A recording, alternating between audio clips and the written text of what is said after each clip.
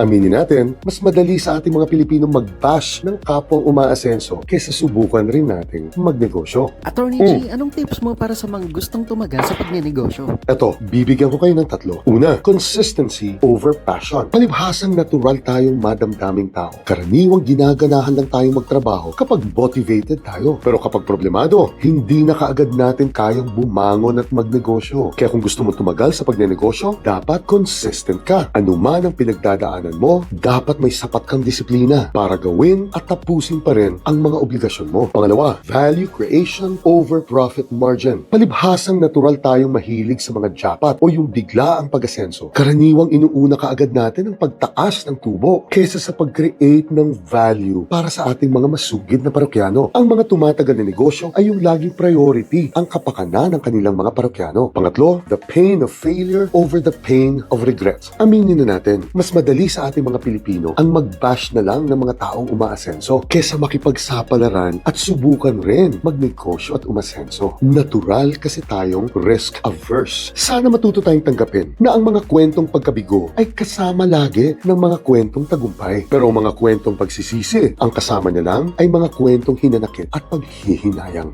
Gina!